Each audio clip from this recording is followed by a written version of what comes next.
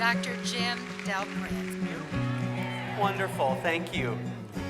It is a complete pleasure to be with you all tonight at the National Garden Club's convention.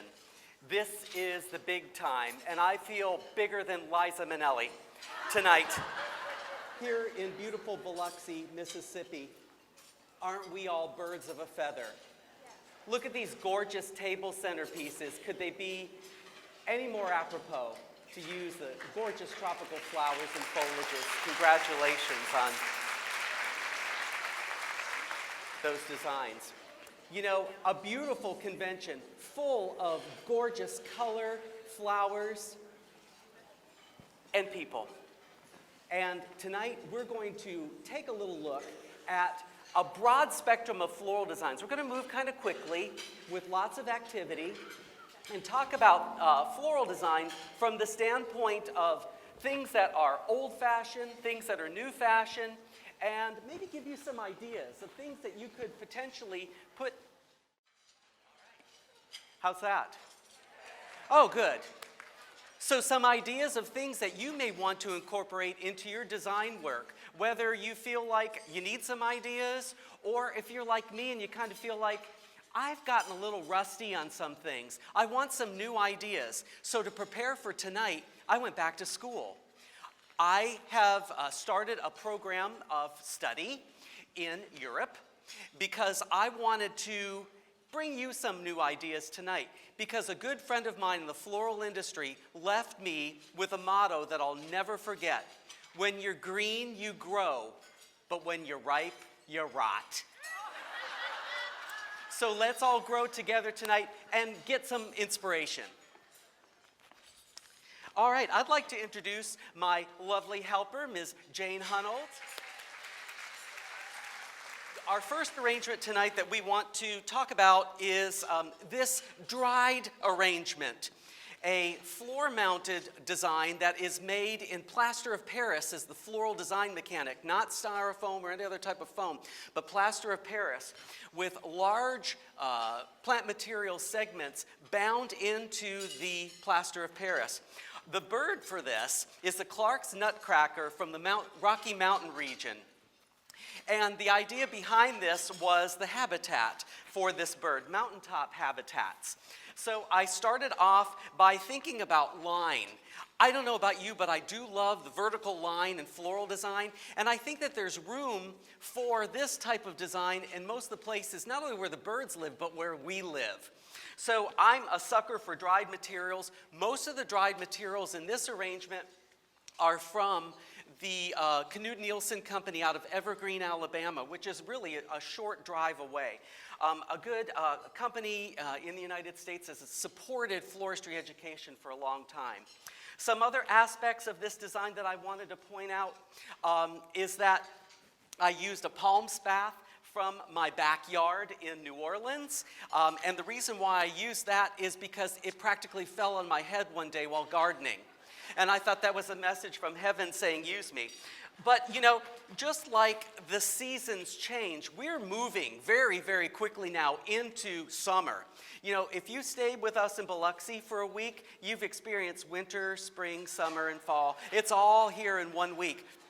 But I wanted to start off with that winter look. So Mississippi muscadine featured in the arrangement from McNeil, Mississippi. And also you'll notice these little touches of brown material. That is preserved magnolia. If you are not familiar with glycerin preserved foliage, I have a great handout for you at the extension booth, and I'm going to be here all day tomorrow. Well, I'm going to sleep in a little bit, but I will be here all day for you tomorrow to answer that. But let's now bring on a little bit more of the season. So I've got some nice, fresh camellia foliage here, and it has been put into water tubes. The water tubes have been rusticated using rubber bands and paper and all that kind of thing just to give it a more natural look. And then placing these just loosely into the arrangement to start to liven it up. So a dried arrangement can accommodate fresh materials. And then we give it even more life by adding some fresh flowers to the arrangement. So this afternoon when I arrived, the the ladies helped me to prepare some of this, and we put in some vases that are covered in moss. Look at the personality of this design start to change right before your eyes. So this idea of making an arrangement just out of dried material is perfect for us to show the transition into the seasons. And I think that it's something too that has, I think, a lot of appeal in the commercial environment as well. What do you think about this one? The backbone for the design also has a PVC pipe that's wrapped in raffia to make it more natural. All right, moving right along to the next floral arrangement, we have the swallowtail kite is the bird for the Deep South region. That's where we are now. And this particular bird is something that we see all the time, mostly into Florida, but up here into the Gulf. I start off a lot of the floral designing that I do by selecting a container, and I bet you do the same sort of thing. You have a favorite container, maybe you purchased one in the trade show. There's so many great containers out there. So now you're kind of looking for some ideas. And I selected this container as what I wanted to use tonight. A lot of times with a container like this, we might just put some water in it, and in the South we'd float some camellias, a gardenia, and maybe some candles. Would be perfectly beautiful. A few years ago, my cousin was married in Los Angeles, and we filled these with peonies. So that kind of look is one of the things we're into now. But I took as my cue for the arrangement, not the bird, but the eye of the bird. So this is a bird's eye, enlarged, made with sheets of bark. The birch bark is available on the market. A lot of times my students will say, where do you get that? And the old answer used to be wholesale florists. Today we say Amazon. Right. And I checked it out the other day just to make sure, and it is indeed there. The bark is available in large sheets, but I took it and cut it into approximately 2-inch width strips and then bound it together with cable ties, because you need a rigid way to hold all of that together. Glues and such just really didn't work. You needed something a little bit stronger. And then within each of those segments, I added water tubes and a little bit of florist cold glue. So this fits perfectly now down inside the container.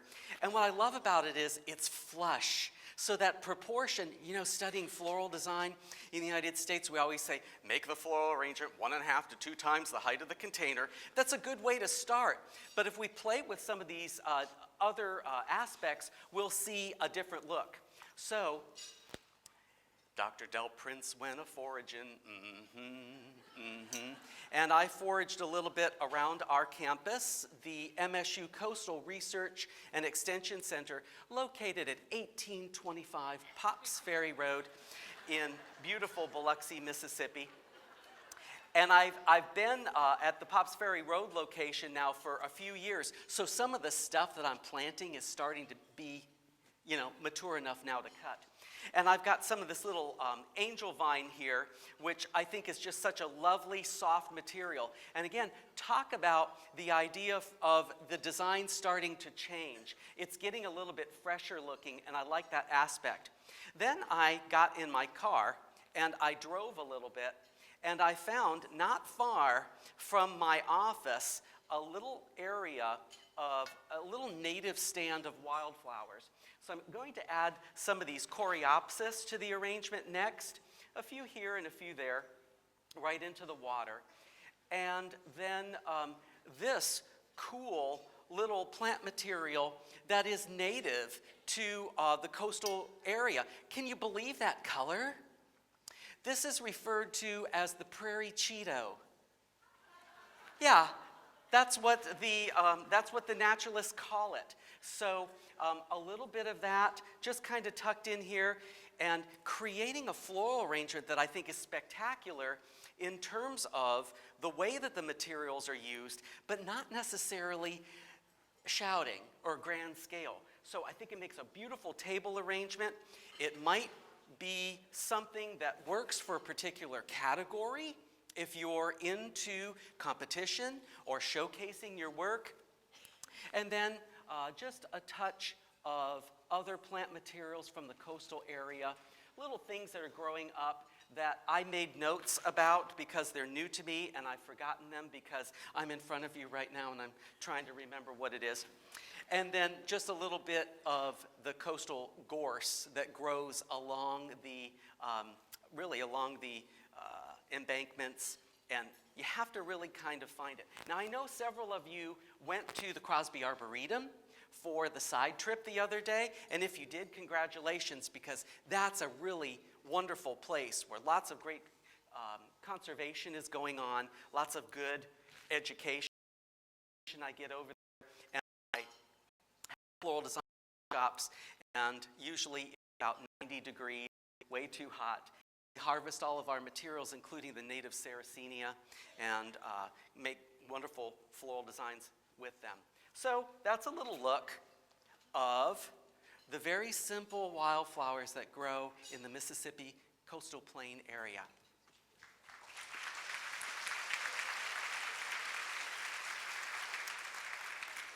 The next bird and the next region is the South Central region, and we're going to take a look at a design that was inspired by the scissor-tailed flycatcher.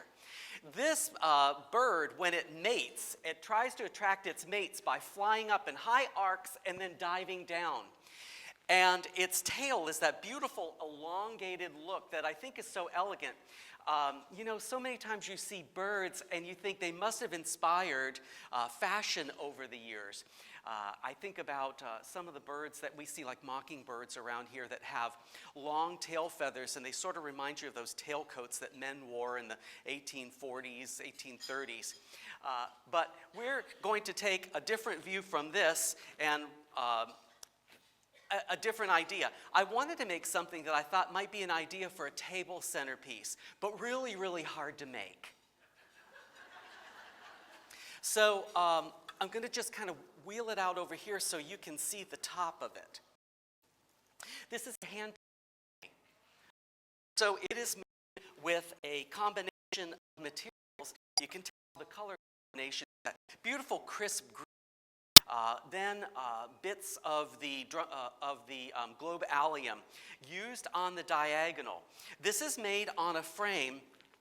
This is made on a frame that uses a square wreath form that I bought at Michael's craft store.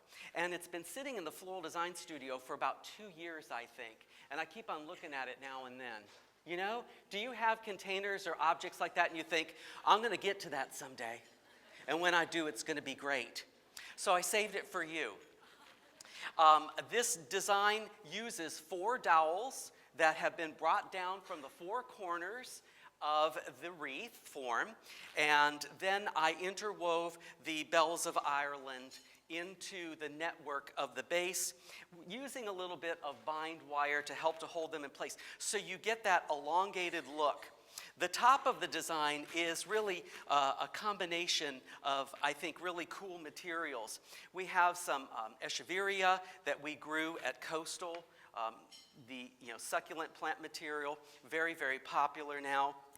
Some of the viburnum, and then the wonderful weaving techniques that you all probably know oh so well. Don't you just love a bunch of aspidistra? I'll tell you, if you've got a bunch of aspidistra, you have got a workshop for days, right? Because there are so many great things that you could do with it. Now, I'm tucking in some of this Veronica. Hi, Veronica. Hello. Into the arrangement, just to bring some of that purple up a little bit higher, and I've got some water tubes that I've added to the container. Water tubes are really big with European floral designers, and they're fun. They take a lot of time to install. But I think the fun part about designing with flowers is the time that it takes, if you can make that time, to assemble your arrangement. And also to have, thank you, a very lovely budget to work with so I could buy everything pretty. and share with you all tonight. So, you know, a little bit of this, a little bit of that. I can't find all my water tubes exactly because, I guess because we did a good job in hiding them, so we won't worry about that anymore.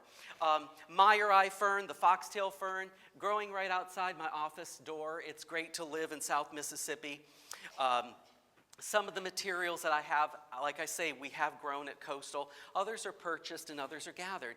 But isn't that what we do? When you need the right thing at the right time of the year, we say at Mississippi State and Floristry Education, when you drive, you have one eye on the road and one eye on the roadside at all times, so you can make sure that you've got what you need. So with this,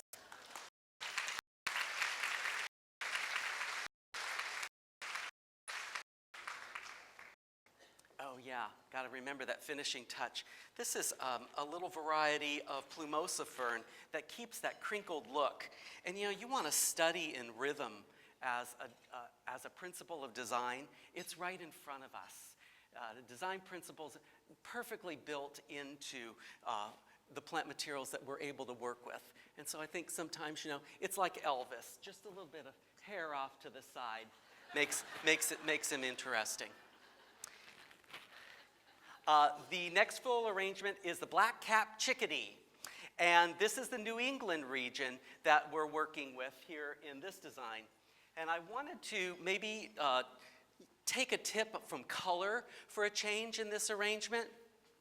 And so I created the traditional mound shape. You know, when you learn basic floral design, that's an important one to make. You know, it was the preferred table centerpiece in the Kennedy administration. Why? Because it facilitates conversation, we would say, especially at smaller tables. You know, something that is low and very elegant and very formal based on the hemisphere. So you really can't go wrong with that. Today, most bridal bouquets are in that form. People tend to gravitate to that shape. So this arrangement was made with a bunch of carnations, 25 carnations, and they're the antique varieties, becoming more popular. They have maybe a little bit more tone on tone with these varieties. It also has a couple of bunches of peonies, which were quite dear at $5.95 a stem as we move into Mother's Day. And then some of the David Austin roses, its Kiera is the cultivated variety on that rose. So it smells wonderful. It's very feminine. It's very traditional. This is kind of maybe where things might start, but it's not exactly where this arrangement started. This arrangement started with the container. The container that I selected was mercury glass, like a mercury glass punch bowl. And you could tell by some of the things that I say, I'm really interested in the decorative arts of the 19th century. And this, of course, would have been popular in the U.S. and, of course, other countries around the 1830s, 1840s. I had a great pleasure of living for several years on the property of an antebellum home in Columbus, Mississippi. And I'll tell you, the couple that owned the home, Carl and Dixie Butler, had that home as their family, as their children. They were both school teachers, and they would save money to buy furniture. And they maybe find a beautiful end table or a sideboard, and they'd eat macaroni and cheese for a month to be able to pay. But they really were interested in these beautiful objects. So replicating that round form, you can see where I was with the dome. So we could put a block of fresh flower foam in here, or 2 or 8 of them, and we could build that beautiful radial arrangement, whether it's closed form, like what you see here, or something that's more open form with a lot of branches or long linear materials out of it. But birds of a feather, we're not happy with the status quo. We want to do something a little bit different.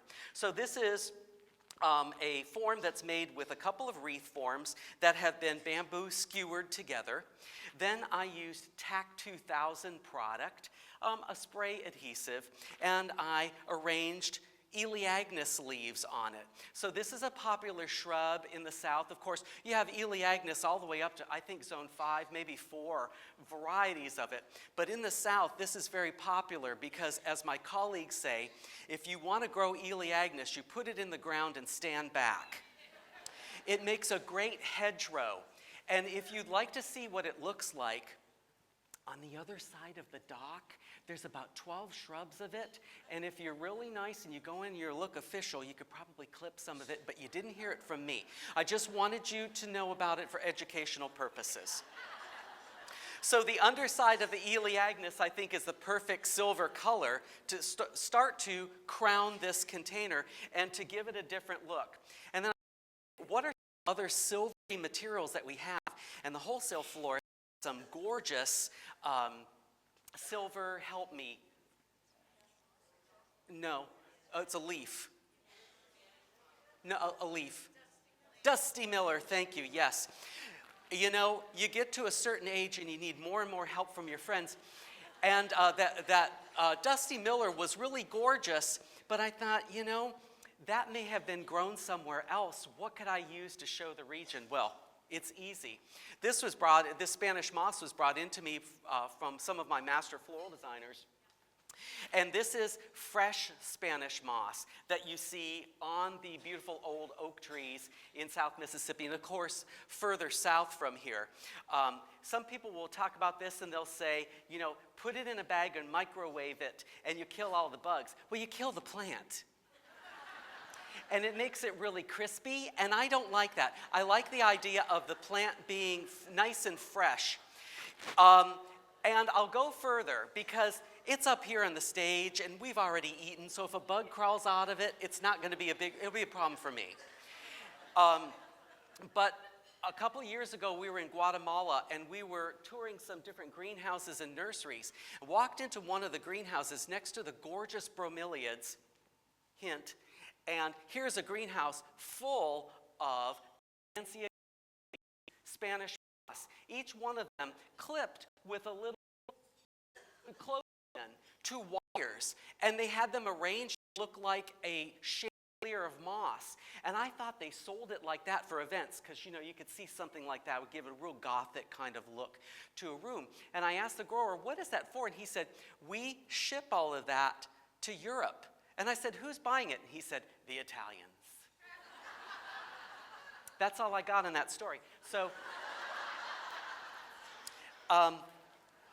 this layer now is starting to take that cylindrical form and expanding it to a wider kind of shape. So it's getting to be more important. And then, of course, you know, the chickadee has to have, you know, the dome on top. So the arrangement then crowns off the entire piece, and it gives us an idea of, I feel, an event centerpiece. I don't know about this for competition. You would answer that better than I would. But I think that this is something that starts to take materials that we think are mundane and rugged and juxtapose them, you know, put them together so that they all kind of work together. Okay, couple ideas there. All right, our next floral arrangement is the Eastern Bluebird, Central Atlantic region, and I'm using a bronze compote for this arrangement, and the only note I made to myself, open country, to me means floral design category, which means do whatever you want. That's my interpretation. So we thought we would just build something here, build an arrangement. I like to keep a lot of knives around me everywhere because I kind of lose track of them. I'm going to spread those out and work with it. Do y'all use a knife when you design with flowers? No? Yeah, you know, a knife doesn't pinch the water-conducting vessels like your scissors and your pruners will on soft herbaceous stems. If you feel like you're not sure how to do that, visit me tomorrow, and there's a handout called How to Cut Flowers with a Knife. And it has a little video, not in the paper form, but it has a link to show you a video of how to do it. Practice it a few times and you'll find you really like designing that way. So I have some fresh floral foam in the container. Can we show them how crazy this is, the way I taped it in? I used some of the clear Oasis tape, and I like to run these sort of 2 parallel bands to get the party started here, and then a pair that kind of crisscross. But I always say to my master floral designers and other students, when you work with this, always put the insurance policy tape around the rim of the container. Now, these little bands of tape will pop up, and it's right when your design is completed. So the container must be nice and clean and dry in order for these to adhere. I'm going to pop in some line material to get started. Jane and I were visiting about this earlier. I make it sound so casual. We were visiting. I've been a nervous wreck all day. Are you kidding me? There's more talent in this room than I'll ever hope to have. I said, Jane, we're going to make something in front of everybody. And I said, order of placement, the Mississippi State University way, line than filler. So I'm going to make a more traditional arrangement, maybe more indicative of the, let me have just a touch more of that, I changed my mind. More indicative of what we see in the 20th century, maybe with a little asymmetry. So this is sedge grass that is in bloom right now, and isn't it beautiful? Just gorgeous lines. If you aren't afraid of snakes, you can get this kind of thing. But I think we'll go with this one next. Yeah. Oops. But you get yourself a really good pair of boots, nice high boots, and you just get out there. We have greenhouses behind our facility, and when it starts to get warm, it looks a little snaky in there. So my thing that I do when I first walk in there is I'll say, "Oh, Mr. Snake, is you in here right now?" And the music just gets louder and louder till I'm sure they have to get away from me because they can't stand it. What you see that I'm doing right now is more than just whittlecraft. This is what we call the Mississippi State University screwdriver cut. Again, this may be old hat to some of you, but to some of you, this may be completely new. Take plant material and sharpen it on.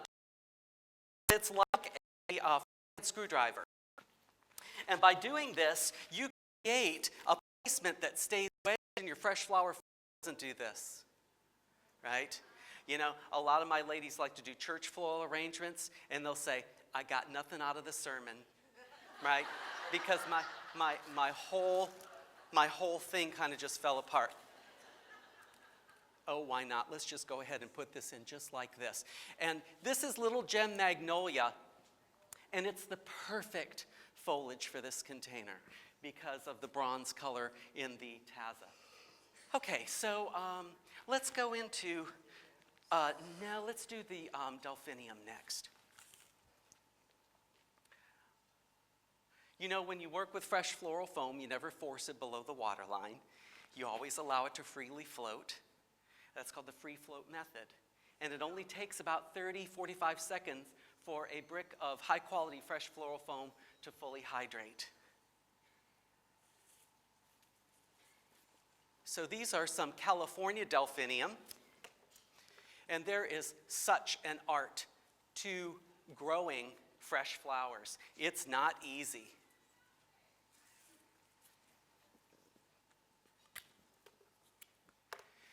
But, you know, we try that on our own. Sometimes the things that you just leave are the most beautiful.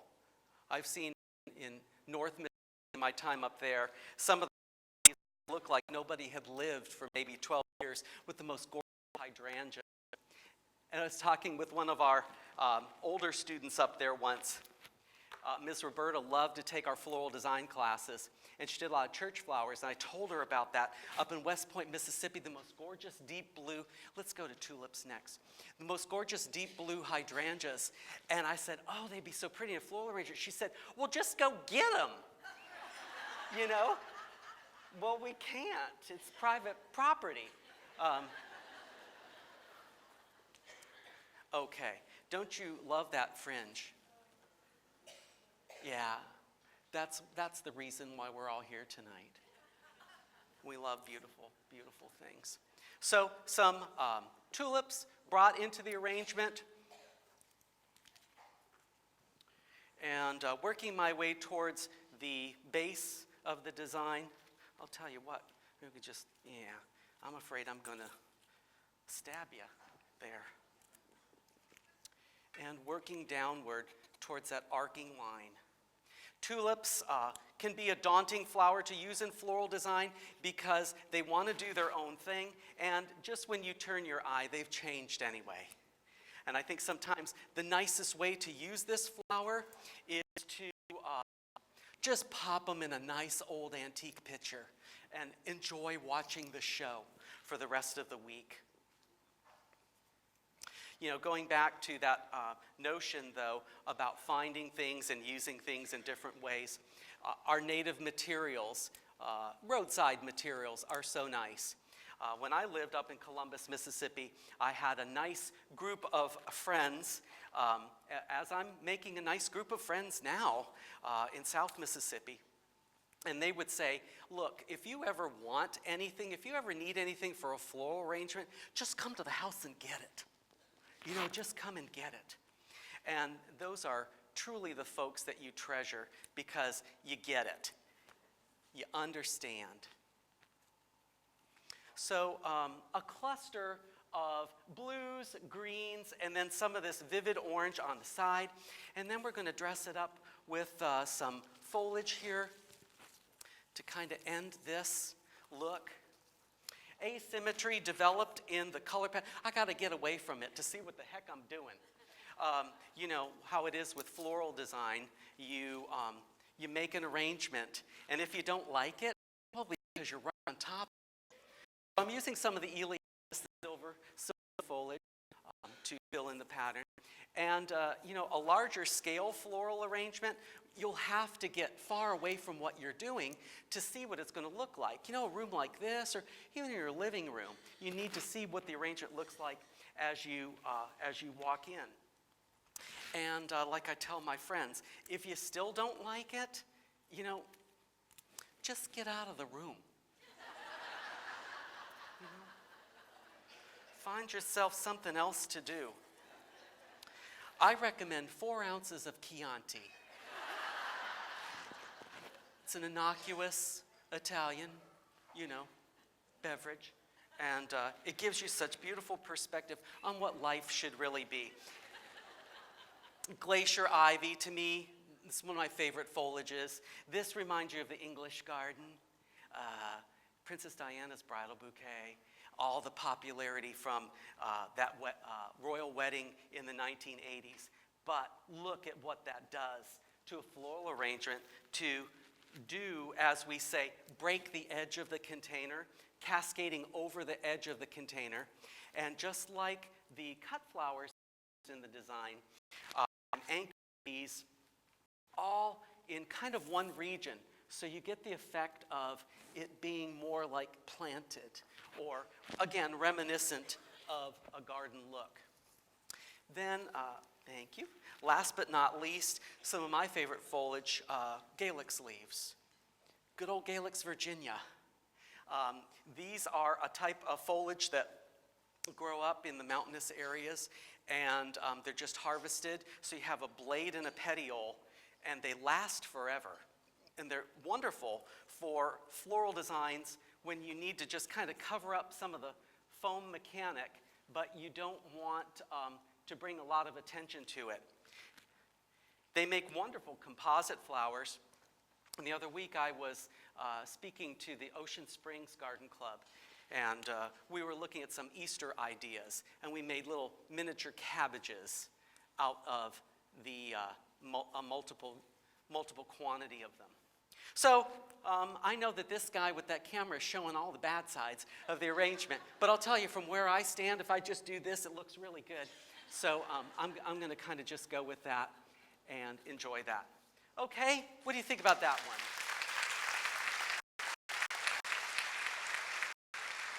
It's okay. This next arrangement is my favorite. You're really going to appreciate having the camera to see this. Eastern meadowlark for the central region. This bird breeds in meadows. So that phrase there sort of told me something about its habitat. And as you can tell, I like fine textured things. I like twiggy things, things that take hours and hours to make. And you just kind of feel like I would love to go home someday. But I want to tell you a little bit more about this arrangement. It started off with a metal tray that when it was delivered, it's a metal serving tray, but it has a piece of glass in it. And the glass was broken. And so, you get credit on that sort of thing, but you've got this tray. And I thought, this is something I want to work with, and I want to make this meadow. So I created a cylinder using chicken wire. So those old-fashioned floral design mechanics are really bad. People are in, they're in pin frogs and chicken wire, and I'm so cut up from all of the old mechanics. There's a reason why we have fresh flower foam. It doesn't hurt you. But just making something that's sort of that cylindrical look is fine, but what can we do to take it to the next level? And I'm not the kind of designer that really stands and looks at a design and takes a long time with it. Until this week, I've really taken lots of time over the past couple of weeks to develop. And I sat in front of this and I cut out some segments because I didn't want it to be sort of a static ring at the top. So there's a cutout on one side and a cutout on the back side. And then with you, and the spirit I felt with you, I took all the chicken wire and just went and pushed it off to the side because I wanted to build asymmetry into it. So I had a plan. I need asymmetry in the program to show that balance. And it makes perfect sense for a meadow because that's where the wind has been. So a plan for each of these things, using design principles, check. What have I not done in a while? Think about that, and then put it in the plan. So I started by binding in some of last year's the yellow.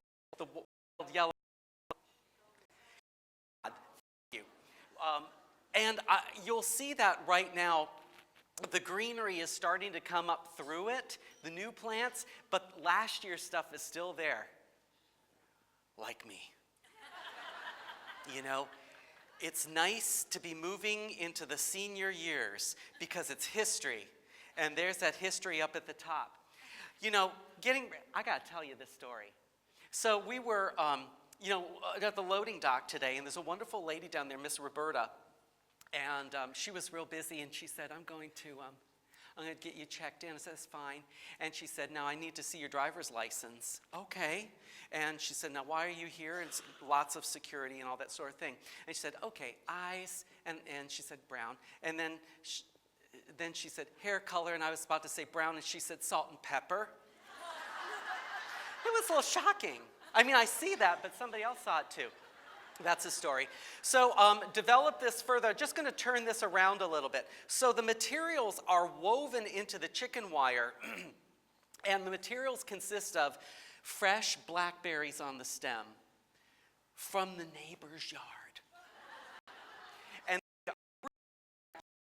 they are fresh, so we've been nursing those to fresh heather, woven into the wire as well as glued in place. This is willow eucalyptus, and this is a type of arrangement, there's really like no back to it. But in terms of a lot of the European technique, the idea here is to look at the direction of either where the flowers are kind of blowing, but also if this had a point where it terminated, it would be 6 feet away from where I can jump. So sometimes in floral design, we have very definite kind of pyramid shapes, and some things that we have, kind of just suggests that things are going to come together at a particular, growth point. And we go on from there. So I guess that's about all I have to say about this, except what needed to be down in the nest, to me, needed to be very special and bright yellow. And I think at this time of the year, there's nothing prettier than a nosegay of freesia. Absolutely fragrant. So this is just a little hand-tied bunch that, a debutante might be presented. A beauty queen or a debutante doesn't need to carry 12 red roses in an arm bouquet, and God forbid wrapped in paper or cellophane. Or that whole mesh. You know what I'm talking about. I always taught my students, any presentation bouquet is to be presented unwrapped. Take the water tubes out. But a nice little nosegay is perfect. And so many times, we need to keep in mind the best gift is flowers. The best gift is flowers. A special speaker, a special occasion, flowers. One flower, a million flowers, wildflowers, cultivated materials. It's all wonderful. But in order to really see what's going on inside the nest, you've got to delve inside the nest. So it gives us a wonderful way to be able to see the beauty of life if you look a little deeper.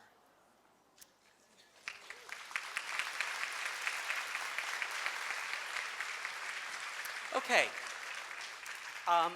This floral design is for our wonderful international friends. My gosh, people are here from all over the globe, and there's no bird that lives everywhere.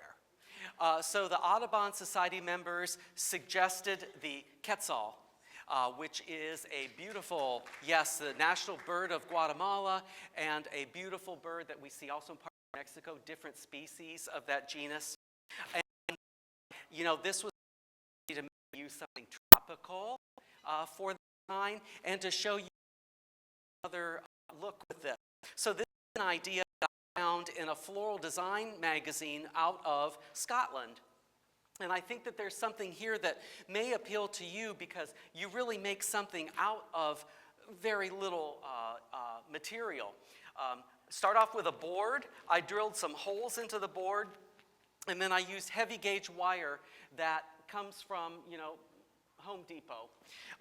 One on one end, bent it, didn't try to match the bends in any way. When you try to make things perfect, what's going to happen? And then just spray painted the whole thing black, and then started off with some of the foliage. So this arrangement really needs some heavier physical weight. So some river stones are going to help with this, placed kind of asymmetrically. And I found this gave me the balance in what I wanted to do for the arrangement tonight. Arranging the stones so that the larger ones go into the composition first, and then the smaller ones can kind of trail off from there. Ooh, got a little third hand, I like that. And then go on from there. All right.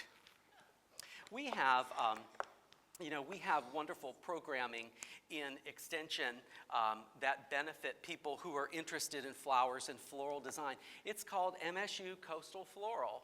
And as far as we know, and I've checked with some of the big sources, we're the only state in the union that has that program. At MSU Coastal, we have a program that also involves floral design. I teach workshops. Monthly, there's a different topic. And I've mentioned to you a few times the Master Floral Designer program. Floral design parallels the Master Gardener program. We meet face-to-face once a week for 14 weeks, and we practice a different floral design every week, mechanics up. And then if people want the certificate, they go on to 40 hours of volunteering. Again, just like the Master Gardener program. If you want to know more information about that, we'll talk about that tomorrow.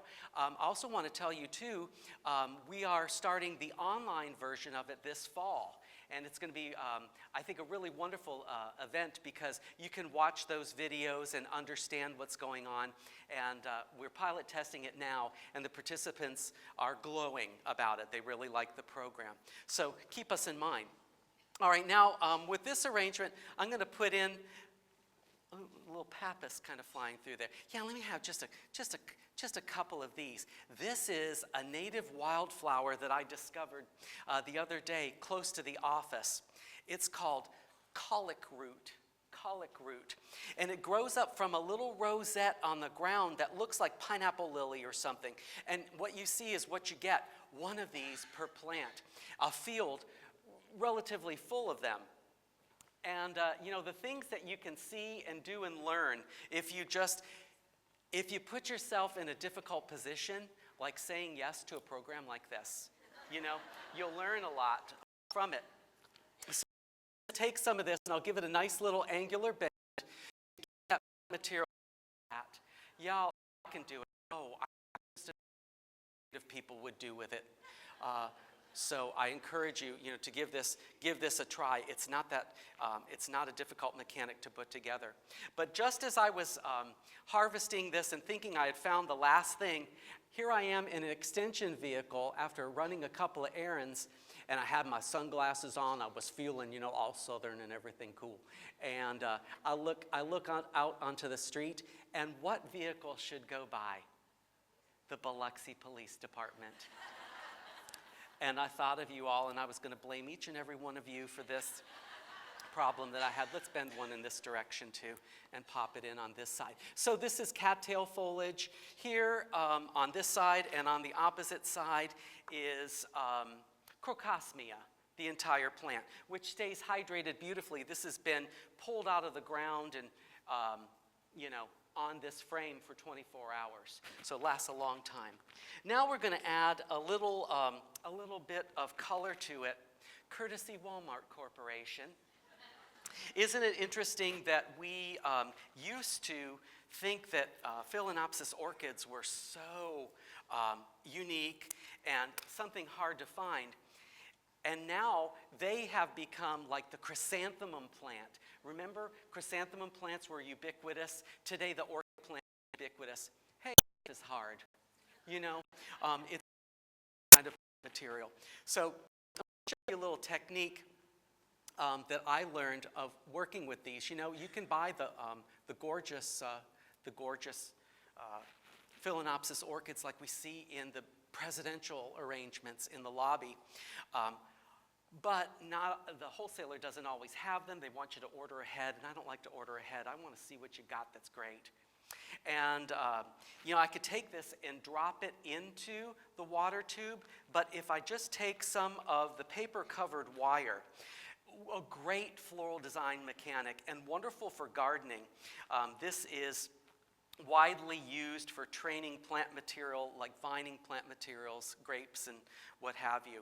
But it is indispensable for floral design use. And I just take some of that and kind of firmly wrap it around the stem of the orchid so that when I pop it into the water tube, it should hold it in place. It just makes an extra little barrier. When you work with the paper-covered wire, never open up the skein from the outside, because if you do, it'll make you wish you had never been born. So just a little bit of that, and it stays nice and tidy. Things that irritate DelPrince: paper-covered wire, skein, open incorrectly, and using my ears for something other than. You know what I mean. You know what I mean. Because it makes a ragged edge. It's just not good. Look at that gorgeous color. How can you resist this? So this really doesn't have anything to do with the bird. I was thinking, wouldn't it be great with the bird, since blue and green, to use color opposites? But you have to order an orange orchid ahead of time. You can't just walk in to find that. So, beauty is in the eye of the beholder. So I'm leaving a few flowers on that plant. By the time it's done, it's all going to be gone. But when you use line material and you use spray type flowers, you want to, you don't want to just trim everything off of it and go from there. You could still have a lovely display if you remove those flowers judiciously.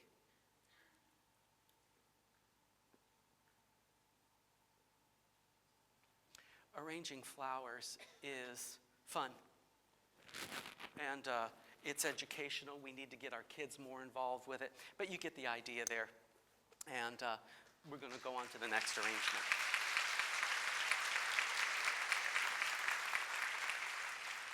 The Steller's jay for the Pacific region, a gorgeous blue bird. It is in the family of crows, pies, and jays. So you know it's a very active bird, and it probably gets in a lot of trouble. Birds of feather, as we are. So I started off by selecting the container first, and it was just one that I saw at the wholesale florist. I liked it because I liked the white band, the line of it, and a piece of driftwood that our custodian brought into me not long after I was hired at Coastal, with the idea that he said, I bet you could do something interesting with this. So I've been eyeing it. It's been sitting, my master floral designers know, it's been sitting in the hallway for years. So a little bit of ornamental grass popped in. Let me tell you about this mechanic.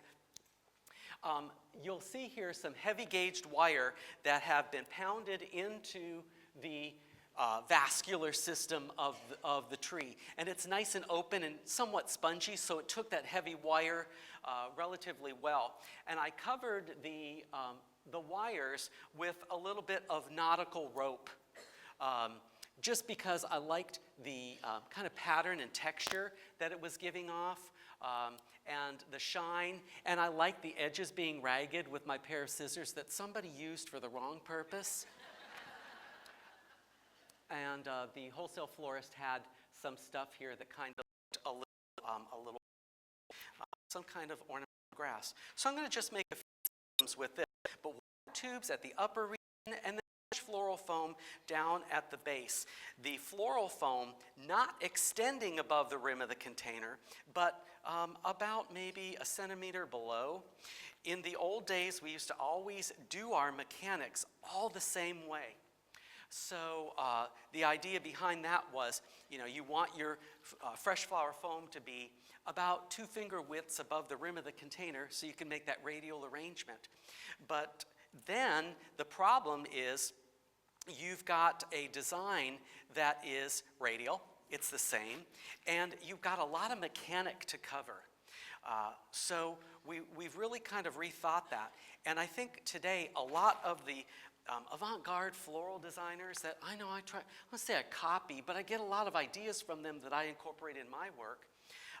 The avant-garde floral designers are talking about thinking about the mechanic first. So the mechanics that you want to use can be part of that rubric. Like I said before, I really want to make something asymmetric. Okay, and maybe I want to create a floral design that is asymmetric but uses parallel line, and I want monochromatic. So all of these things kind of go together and make you do things that you hadn't tried before. The foam is fully saturated, and inside the container you can see what looks like a little gray dust. That little gray dust is the Oasis Rainbow Foam powder. And I like it because it filled in the gaps of the Oasis foam, and it helped to make the mechanic a little bit more smooth at the top. Look at those hellebores. So crispy and green and fresh looking. Really, really, really gorgeous. How are we doing? We good? We good? Do we need to open the bar again?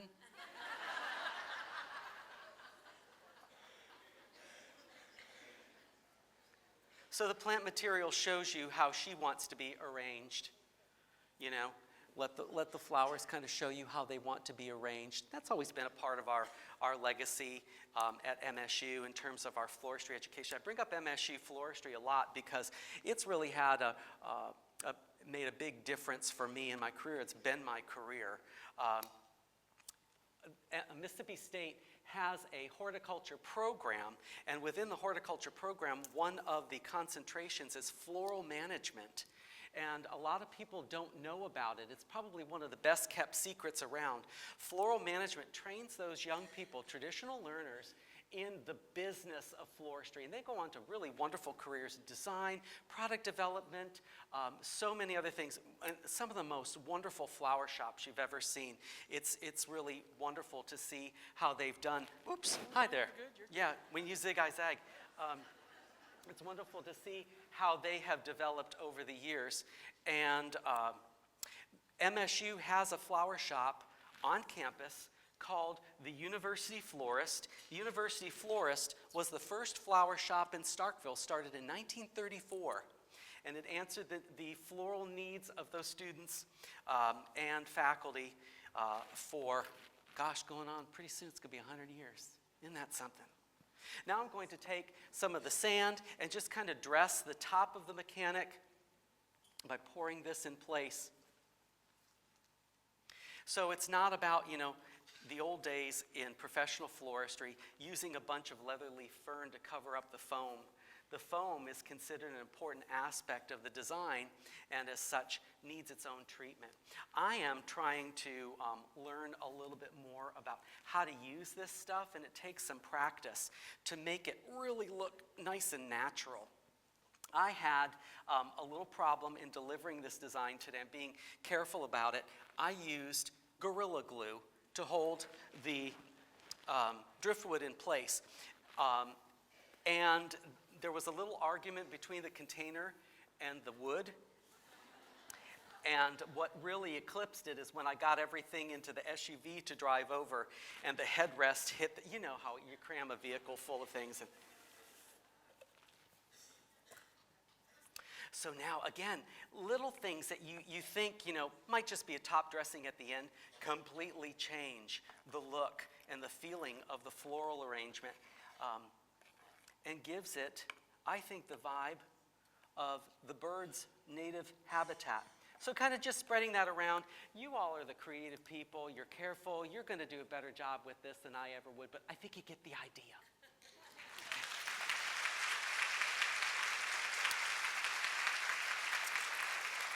Okay, our last arrangement for the evening is the Carolina Wren for the South Atlantic region. It's nice to hear the chirps. And this bird is known to busily explore brush piles and low tangles. More sticks, makes it really, really fun to do. So a little explanation about the container. Just a nice low compote, more commanding in size with that beautiful kind of chrome finish. And then bubble bowls on the inside, glass bubble bowls. The bubble bowls aren't just sitting in there though, they've been adhered with some of the little Oasis dashes, and I used about 8 of them, some doubled to make them a little thicker, and kind of just took that bowl and screwed it down onto the top, and it's pretty secure. A little bit of water inside it. Again, you get a large container, and I think the first thing that comes to my mind, they always say the first thought is from the devil, right? My first thought is put in foam, make the big wad. We call it the Southern Wad, floral arrangement, beautiful for receptions. Every beautiful Southern bride had a Southern Wad in the church and at the reception. But we're doing something different now. Yeah, we'll take the pile of sticks to go on from there. So walking back home from church in Bay St. Louis this past Sunday, I'm glad to go to early mass because I raid the garbage. The brush piles on the side of the road, and I know you do too. I know you do too. One eye on the road, one eye on the roadside. You'll get your best floral materials right after the storm. Yeah. So this is lichen-covered branch that I found from a couple of neighbors there over in Old Town. And, just remarkable texture and pattern from the lichens. Lichen grows on plant materials that are already under stress. This is not a parasite. It is just a living thing too. It's just attracted to, well, it's like a bad relationship, isn't it? When you kind of think about it. So I'll just go on from there. But I took it and I wired it in a few pieces, but that's really basically the way that nature presented it to me. You don't have to look hard, to find some of these things. And you'll notice on the rim of the container a couple of wires. So I took some of the glue dots and pressed those in place with the wire underneath it, and then added a little bit of Spanish moss. So then this enables me to secure that mechanic. If you're designing something like this at home, or if you're making an exhibition piece and you're designing on the particular work site, then you're in good shape. But that gave it a little bit more stability, then that helps that mechanic to hold together.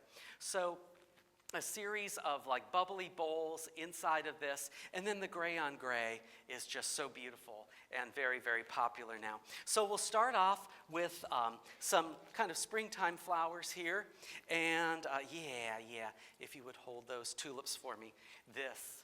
This is about how I'm feeling right now. I need a little hydration. But look at the support that it's going to get from those branches. So it's exactly what you want. And the materials that are viney and weak and wispy and willowy have really got the attention of the Europeans. And, of course, whatever happens in Europe, we're really interested in. That's part of our history in the United States, that we love that. But much of the beauty of the floral arrangement is going to be in those stems. And again, not an upright arrangement, not a mass arrangement, but something that emphasizes the horizontal line.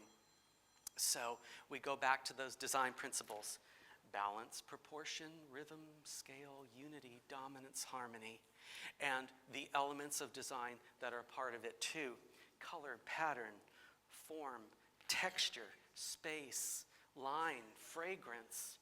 I think light.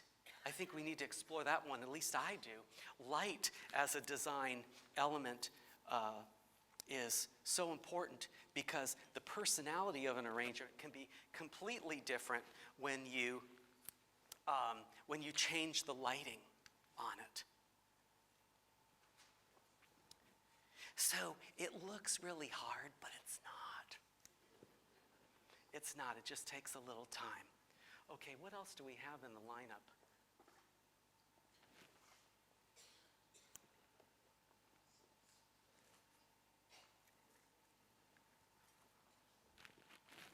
Oh yeah, let's use the little yellow dudes. Some of the leucodendron. Yeah? Yeah.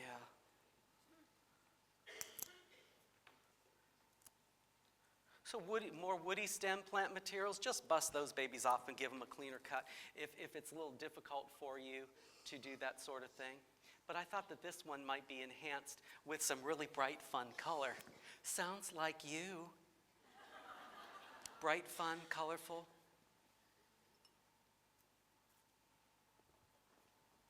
And then let's do these crazy snapdragons next. Some little fancy ladies here. That soft pink, so feminine, youthful, Easter time. This is the Chantilly snapdragon, and this was part of our spring trials, and we decided we like them, and we're going to do more with these in the future. Growing cut flowers in high tunnels in our neck of the woods is really quite easy to do, and we have so many different types of plant materials that love the winter here. We do some work. I've been doing some work with some of the cut flower growers in Mississippi, and trying to help them with their marketing. And one of the things that we have been doing is called a program called it's called Sweet Mississippi Flower Bowl. Sweet Mississippi Flower Bowl. And the idea behind it is the growers grow the flowers, and the county agents hold workshops and show people how to make a simple arrangement with them. And I'm delighted to say that it's really starting to pick up, and we've got workshops happening in Newton County, Alcorn County, Rankin County, and I keep on telling everybody, flowers for world peace, And we need more peace in the world, and if we can make this kind of happen through flowers, that's going to be really good for the flower growers. You know, you put a flower into someone's hand, and they've got something to do, and they've got something positive to think about. So that's going to be a contribution there. Gorgeous and fragrant hyacinth, perfect for springtime, arranged together in this little group. This is the look of Easter. This is the look of rebirth. This is springtime for the birds of a feather. Our time to start thinking about what is important to us, what really makes us tick, what we can do to help other people to appreciate flowers and floral design, particularly the youth. When I was at a garden club meeting a couple of years ago, the president spoke about what a shame it is that the young kids can tell us the names of all the Disney princesses. Do you remember that? They could tell us the names of the Disney princesses, but not 3 flowers from the garden. And that really rang with me. And we've started a couple of programs at Coastal that I'm hoping we'll be able to continue. One that's coming up is the day before Mother's Day. It's called Make Mommy a Mother's Day Arrangement. It's $10 per child. They get the flowers. They'll get all the help they need. This is for the little kids. And they get a cookie, you know. So even a bad arrangement is improved with a cookie.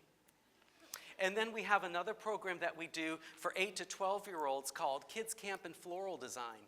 And when we were going to offer that, I thought, I don't think we're going to get anybody, but let's give it a try. First year, 0. Second year, 17. Third year, we're about to see because the summer is coming. Now I'm adding just a little bit of a touch of another color here. This is Astrantia, the cut flower, and I just love this material because that pretty purplish color kind of taking us back down away from the brighter colors and popping in a little bit of that purple that's so pretty. You know, I live in a house divided, LSU, MSU. And to me, this is maroon, you know. But you just kind of go on from there. So a little touch of spring, I think, that makes everything really pretty and really, really fresh.